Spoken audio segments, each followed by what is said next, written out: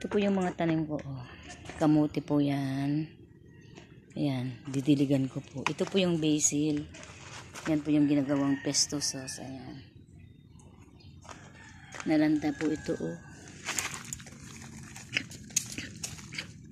Iano ko.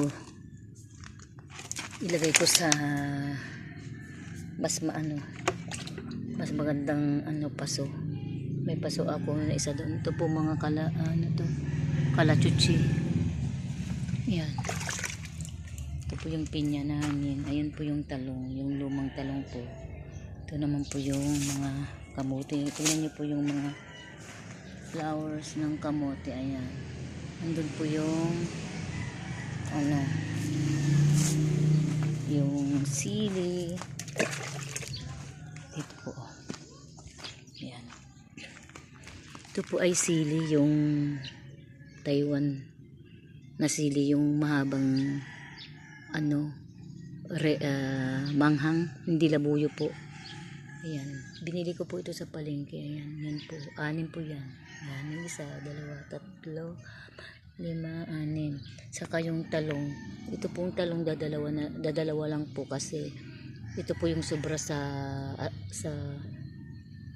binili ko na dinala ng apo ko sa kanilang school. Ayan po yung luma kong mga talong, guys. Ayan. Di pa naman daw kaya dinidiligan ko. Ito lang po yung pichay, ang pangit po ng pichay ko, guys. Oh. Mga pichay. Oh. Ayan. Yan po. Ito po mga ampalaya po. Yan. Gagawa po ako ng akyatan po nila. Ito po mga ampalaya. Ito po nung inalis ko dito yung kamote, may naiwan palang yan, bunga na sa ilalim, kaya ito tumubo po siya. Yan po, madaming ampalaya, guys. Ayan. Ampalaya po lahat yan. Kaya dinidiligan ko. Kailangan na pala ng pag-akyatan nila. Ayan. Ano po yung isang ampalaya rin. Ito po papaya. Ayan po yung kamote. Ang dami pong talbos. Oh. Ayan. Meron din kardis andon po. Oh. Yung kardis. Sinasahog yun sa pakbet. So dinidiligan ko po ito. Marami kasing mga ampalaya. Oh. Yun po naman yung papaya namin. Oh. Ayan. Saka yung isa. Tatlong puno pero 2 lang ang namunga yan, hindi po namunga, pero ito marami pong bunga. Ayan. Ito po yung mga talong. Ayan, pinya. Ito pong daming talbos ng kamote, guys. Oh. Ayan. Ito. Binibiligan ko po.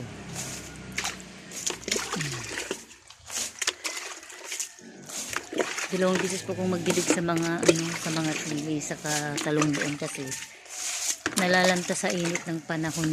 Ito, nagdidilig na ako, mamaya malalanta ulit. So kuha pa ko ng tubig habang ako ay nagdidilig, nagluluto naman po ako dito. Ito po yung ulam namin ngayon. Yan, sinigang po yan, karne ng baboy po yan. Dito po ako sa kahin na luluto. Ayan.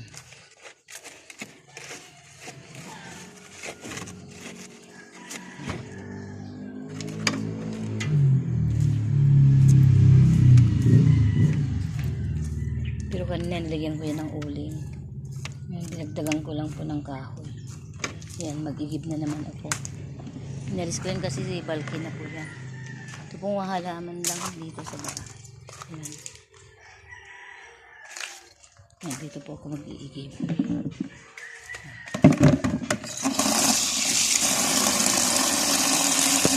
Kasi ang daming bunga. Ayan. Ayan po, guys. Gustong gusto ko po ito. Ayan.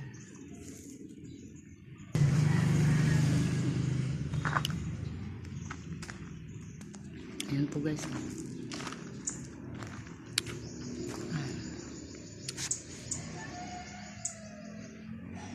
Ayan, guys, tayo po ay nagwawalis. Ayan.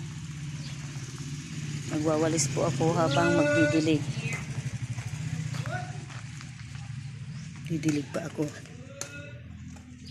Ayan. Punta po tayo doon sa mga kamote at ayan. Dami pong talbos guys.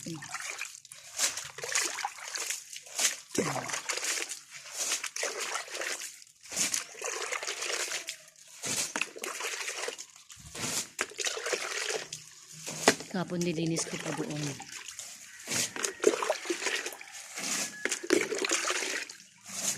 Pag may magbibinta ulit ng mga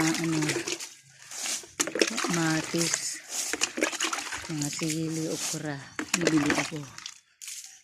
Ayan. Mamaya matutuyo ulit ito guys.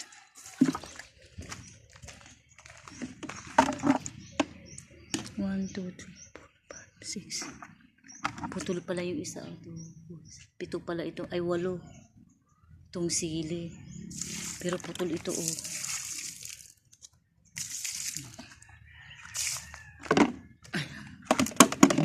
Tayo ay magwawalis na guys. Hindi pa pulot itong karne ng baboy. Check ko lang. Ayan. Gusto ko kasi malambot. Ito tayo dito sa magwawalis. Lagay ko muna yung timba dito. Lagyan ko lang ng tubig. Ang dami nakakahulog oh. Ito po yung bagyong Juan ay naputol po dito, nabali po dito. Yan, nandun po yung mga kahoy niya. Pinapamigay ko kasi hindi ko naman mapuputol guys. Yan.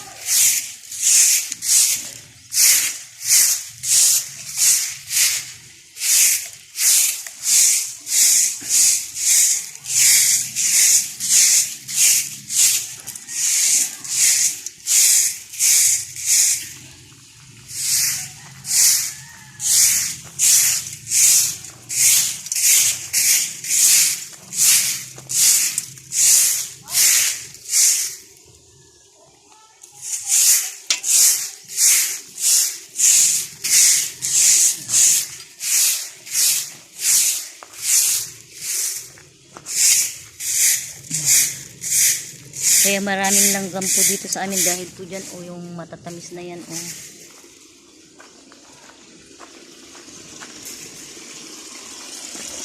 Satin ko yung tubig. Ayan. Ito po naman yung ginagamit ng anak ko pag pintor niya. May pinipinturahan kasi siya. Ayan o. Yung mga nasa taas pa ng bubong o. Binibilad po niya. Ayan. So continue po ako sa wawalis.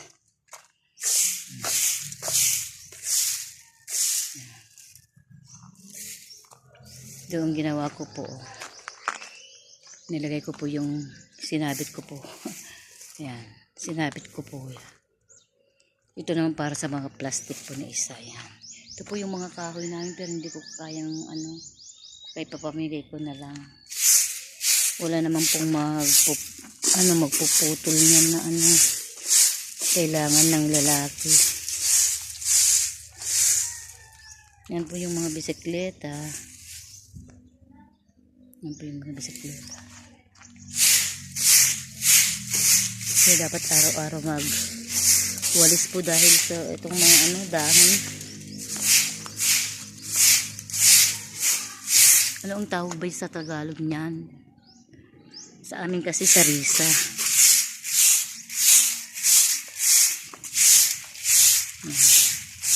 Doon malinis na po kasi inalis ko na. Nilagay ko lang yan po.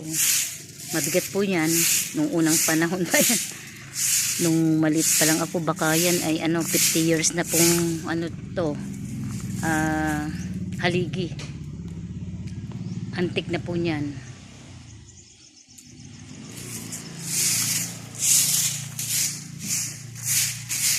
Haligi pa ng antiko ng bahay dito noon. Kasi ang bahay nila po dito noon ay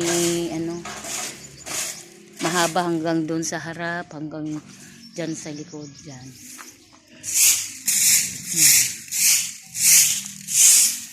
Ito Ganito ang buhay ko dito sa aming probinsya.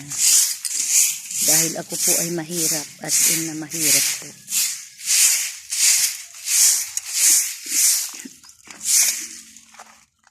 Ipakita ko lang po yung laman po ng tindahan ko.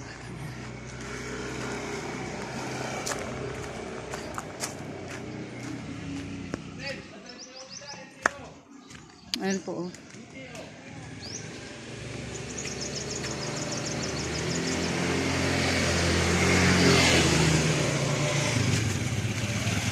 Yan po, may mga laman po. O may LTO daw po yung ayan. Ito po mga shampoo, sabon. Andyan po. Ayan. Ito po yung mga conditioner yan. Mga sabong, mga downy po niyan. Ito mga sabong panglaba. Ayan. Ito po yung mga vinegar, mga tomato sauce, ketchup.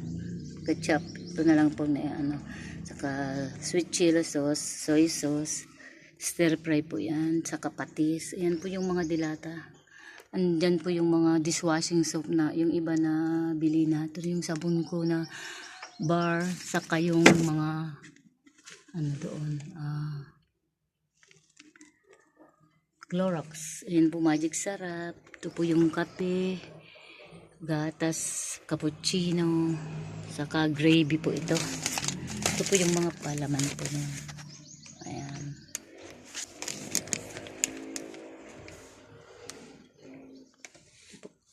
Ayan. Ayan po yung mga, pag dito sa loob kasi madilim. Ayan. So hanggang dito na lang po. Bye-bye.